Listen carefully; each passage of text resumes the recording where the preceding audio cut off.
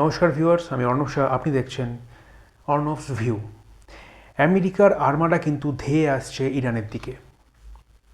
এই আর্মাডা কি? আর্মাডা হচ্ছে কিন্তু যুদ্ধজাহাজ।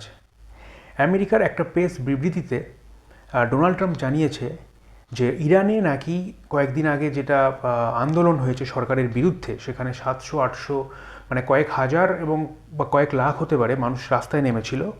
সেখানে 700-800 জনকে কিন্তু ফাঁসির সাজা দেওয়া হয়েছে। ফাঁসিটা এখনও কার্যকর হয়নি, কিন্তু ফাঁসির সাজা দেওয়া হয়েছে। আমেরিকা কিন্তু তার একটা বিশাল প্রতিবাদ জানিয়েছে এবং এই প্রতিবাদের ফলে তারা বলেছে যে এই বিপুল পরিমাণে নৌবহর নিয়ে তারা কিন্তু এগিয়ে আসছে ইরানের দিকে। ইরানও কিন্তু এখান থেকে কিন্তু সেইভাবেই হুঙ্কার দিয়েছে। কি হুঙ্কার দিয়েছে, তার হুঙ্কারের কারণটা কি? তার কারণ হচ্ছে আমেরিকা যেভাবে তার শক্তিকে প্রয়োগ করে বিভিন্ন দেশের সোভারেনিটিকে ভায়োলেট করছে, ঠিক আছে, একটা দেশের তার নিজস্বতাকে নষ্ট করছে, তার বিরুদ্ধে কিন্তু ইরান কিন্তু গিয়ে এবং তার নিজের বক্তব্য কিন্তু সবার সামনে রেখেছে, যদি আমেরিকা যদি এই ধরনের কাজ করে বা ইরানে যদি আমেরিকা কোনো ইরানের ক্ষয়ক্ষতি আমেরিকার দ্বারা হয়, তাহলে ইরান কিন্তু ছেড়ে কথা বলবে না, অর্থাৎ কিন্তু ইরানও যুদ্ধে যাবে। এবং ইরানের এই বিবৃতির পর ইসরায়েল এবং আমেরিকা দুজনেই ইরানের পার্শ্ববর্তী যে সমস্ত দেশগুলোতে তাদের ঘাঁটি রয়েছে বা মিলিটারি বেস রয়েছে, সেগুলো কিন্তু সরাতে শুরু করেছে। অর্থাৎ তারা জানে যে ইরানের যে পরিমাণ মিসাইল রয়েছে সেই মিসাইলের রেঞ্জ কত, এবং তাদের যে যুদ্ধের মানে মিলিটারি বেসেসগুলো রয়েছে সেগুলো কিন্তু তার ওই রেঞ্জের বাইরে নিতে শুরু করেছে, যাতে তাদের সেখানে আক্রমণ করতে না পারে ইরান। আমেরিকা কিন্তু চেয়েছিল ইরানে কিন্তু একটা গণ অভ্যুত্থান হোক, যেটা বাংলাদেশে হয়েছে, এবং এই বাংলাদেশের মতো ইরানেও কিন্তু যাতে এমন একটা ঘটনা ঘটে। হলে কার সুবিধা? হলে কিন্তু আমেরিকার সুবিধা। আমেরিকা কিন্তু এই কাজ নেপাল, বাংলাদেশ এবং শ্রীলঙ্কা, যেটা হয়তো কাগজে বা প্রেস মিডিয়াতে আপনারা হয়তো সোজাসুজি সেরকমভাবে আমেরিকার ওপর দোষ চাপাতে পারবেন না, কিন্তু আপনারা বা সাধারণ মানুষ কিন্তু জানে এর পিছনে কে রয়েছে। এবং সেক্ষেত্রে তাদের সুবিধাটা কী? তার সুবিধাটা হচ্ছে, যদি তারা এই সমস্ত এশিয়ার দেশগুলোকে ঘাঁটি গাড়তে পারে, তাহলে ভারত থেকে শুরু করে এশিয়ার যে সমস্ত বড় বড় দেশ রয়েছে, বড় বড় অর্থনৈতিক দেশ রয়েছে, সেই সমস্ত দেশের আশেপাশে কিন্তু তাদের যে একটা বিচরণ ক্ষেত্র কিন্তু তৈরি করা যায়। ফলে সহজে কিন্তু ইন্ডিয়ান ওশান, ভারত মহাসাগরও কিন্তু আমেরিকার কন্ট্রোলে আসবে।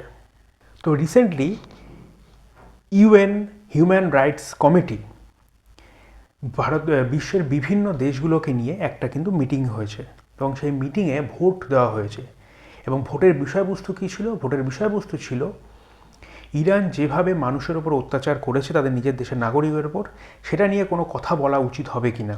ভারত এবং চায়না, চীন, তারা কিন্তু সোজাসুজি না করে দিয়েছে।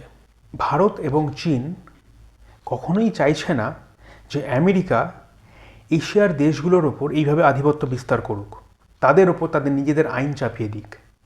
তার কারণ এই সমস্ত দেশগুলো ভালো করেই জানে ইরানে কি হচ্ছে এবং কারা করাচ্ছে।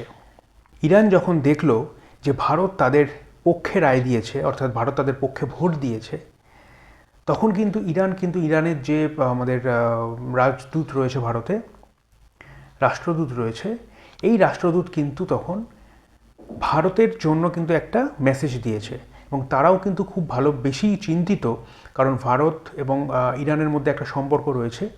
এই সম্পর্কটা কিন্তু আজকের নয়, এই সম্পর্কটা কিন্তু বহু বছরের, এবং সেটা 100-200 বছর নয়, কয়েক হাজার বছরের সম্পর্ক রয়েছে।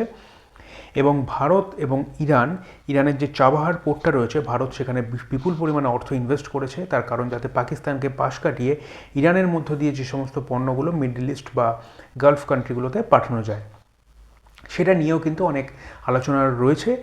আর ইরানও কিন্তু কখনোই চায় না যাতে আমেরিকা সেই দেশকে ইরানকে কোনো রকমভাবে ক্ষতি করুক, তার কারণ কিন্তু তাদের দেশের অর্থনীতি ভেঙে পড়বে, অর্থাৎ ভারত এবং ইরানের মধ্যে যে রাস্তাটা তৈরি হওয়ার কথা ছিল সেটা কিন্তু ডিলে হয়ে যাবে। এবার আসি আমি আমার নিজের অ্যানালাইসিসে। এই অ্যানালাইসিসে আপনি একটা জিনিস লক্ষ্য করবেন, আমেরিকা কিন্তু সেই সমস্ত দেশের ওপর হামলা চালাচ্ছে যে দেশগুলো কিন্তু তেল রিজার্ভ রয়েছে, অয়েল রিজার্ভ রয়েছে, অর্থাৎ কয়েকদিন আগে আমরা লক্ষ্য করেছি ভেনেজুয়েলার ওপর আমেরিকা কীভাবে অত্যাচার করেছে। অত্যাচারের অর্থ হচ্ছে একটা দেশের সোভারেনিটি নষ্ট করে সেই দেশের প্রেসিডেন্টকে সেখান থেকে কিডন্যাপ করে নিজের দেশে নিয়ে যাওয়া এবং তার দেশের আইন ব্যবস্থা মানে আইন প্রয়োগ করে সেই দেশের মানুষকে, সেই দেশের প্রেসিডেন্টকে শাস্তি দেওয়া। এটা একটা ভয়াবহ ঘটনা। একটা দেশের যখন প্রেসিডেন্ট নির্বাচিত হয়, সেখানকার জনগণ নির্বাচন করে, সেখানে কিন্তু অন্য দেশের কথা বলার কিছু থাকে না। কিন্তু আমেরিকা কিন্তু এই কাজটা করেছে। এই কাজটা করার কারণটা কি? এই কাজটা করার একটাই কারণ, সেই দেশে অয়েল রিজার্ভ রয়েছে। অর্থাৎ এই অয়েল রিজার্ভের ওপর আমেরিকা কিন্তু সেখানে তাদের বিজনেসম্যানকে পাঠাবে, বিজনেসম্যানকে পাঠিয়ে সেখানকার অয়েলগুলো কিন্তু যেভাবেই হোক সেখান থেকে কিন্তু আমেরিকা একটা বিপুল অর্থ কিন্তু লাভ করবে। আপনারা যদি লক্ষ্য করেন, ইরানেও কিন্তু সেম ঘটনাটা ঘটেছে। ইরানেও কিন্তু সেই যুদ্ধ বিমান যাচ্ছে ইরানের দিকে, অর্থাৎ হতে পারে সেখানে কার্পেট বোম্বিং করে দেশকে ধ্বংস করবে এবং সেখানকার অয়েল রিজার্ভ উত্তোলন করে বা আমেরিকান কোম্পানি গিয়ে সেটা উত্তোলন করে তার নিজের দেশে নিয়ে যাবে। এর আগের যদি আপনার কিছু প্যাটার্ন লক্ষ্য করে থাকেন, লিবিয়া, ইরাক, ইরান, বর্তমানে ইরান এবং এই ধরনের তেলের দেশগুলো কিন্তু আমেরিকা কিন্তু একের পর এক কিন্তু ধ্বংস করেছে সেখানকার অয়েল রিজার্ভ ইউজ করার জন্য। এটা অত্যন্ত ভয়ানক এবং মর্মান্তিক। এর পরের ব্যাপারটা রয়েছে, আমেরিকা কেন এগুলো করছে। 2026 সালের রিপোর্ট অনুযায়ী আমেরিকার টোটাল ডেপ্ট, ঋণ, তার পরিমাণ হচ্ছে 30.8 trillion, not million, not billion, trillion. অর্থাৎ এই বিপুল পরিমাণ যে ঋণের বোঝাটা আমেরিকার উপর রয়েছে, আমেরিকা হয়তো হিসেব করে দেখছে যে এইটা টোটালটা আমেরিকার নিজের পক্ষে তার নিজের অর্থনীতির উপর বেস করে সেটাকে ফিরিয়ে দেওয়া সম্ভব হবে না।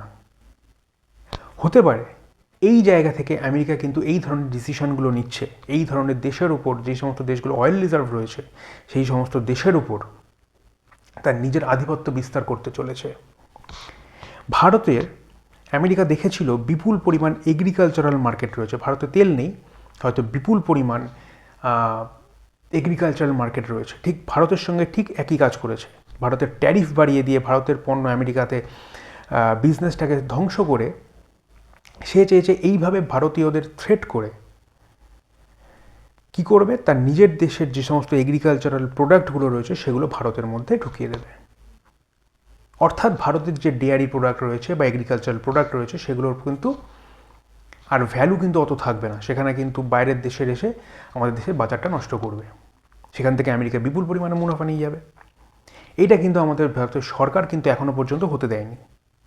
সেই জায়গা থেকে কিন্তু ভারতের উপরেই কিন্তু এখন বিশ্বের সর্বোচ্চ বেশি শুল্ক চাপানো রয়েছে, ট্যারিফ চাপানো রয়েছে, সেটা হচ্ছে 50%। যাই হোক, আজকে এই পর্যন্তই। এরপরে যখন এই ঘটনা নিয়ে আরও কোনো আপডেট আসবে, সর্বপ্রথম নিয়ে হাজির হব আমি, অর্ণব শাহ, আপনাদের সামনে। জয় হিন্দ, জয় ভারত।